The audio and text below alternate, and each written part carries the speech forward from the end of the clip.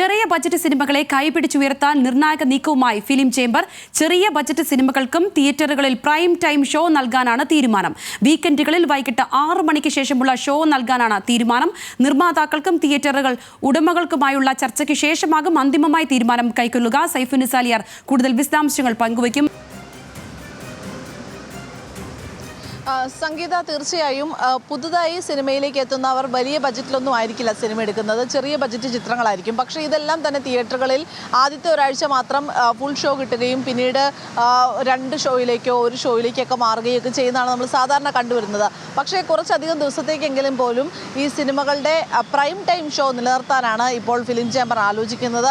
പ്രത്യേകിച്ചും വീക്കെൻഡിൽ വൈകിട്ട് 6 മണിക്കുള്ള ഷോ കൂടുതലായി പ്രേക്ഷകർ തിയേറ്ററുകളിലേക്ക് എത്തുന്ന സമയത്തെ ഷോയിലേക്ക് ഈ സിനിമകളെ കൊണ്ടുവരാനാണ് ശ്രമിക്കുന്നത്.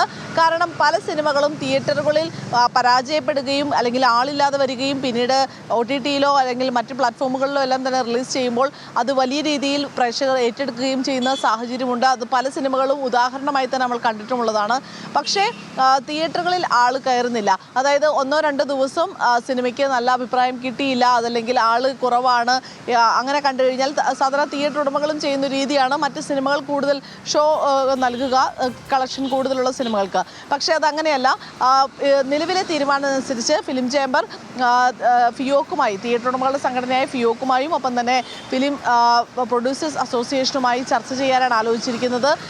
വീക്കെൻഡുകളിൽ 3 ദിവസം, വെള്ളി, ശനി, ഞായർ ദിവസങ്ങളിൽ 6 മണിക്കുള്ള ഒരു ഷോ, പ്രൈം ടൈം ഷോ സിനിമകൾക്ക്, എല്ലാ സിനിമകൾക്കും ഉറപ്പിക്കാനാണ് ഇപ്പോൾ തീരുമാനിച്ചിരിക്കുന്നത്. ഇതിൻ്റെ ഭാഗമായി KSFDCയുടെ കേരള സംസ്ഥാന ചലച്ചിത്ര വികസന കോർപ്പറേഷന്റെ ചെയർമാനുമായും ഫിലിം ചേംബർ ഇപ്പോൾ പ്രാഥമികഘട്ട ചർച്ച പൂർത്തിയാക്കിയിട്ടുണ്ട്. കാരണം സർക്കാരിൻ്റെ കീഴിൽ 2 തിയേറ്ററുകളുണ്ട്, കൈരളി, ശ്രീ, പലയിടങ്ങളിലായി, സംസ്ഥാനത്തിന്റെ പലയിടങ്ങളിലായി തിയേറ്ററുകളുണ്ട്. ഈ തിയേറ്ററുകളിലും ഈ നിബന്ധന വെച്ച് തന്നെ സിനിമകൾ ഇനി പ്രതീക്ഷ നൽകുന്ന ഒരു നീക്കം.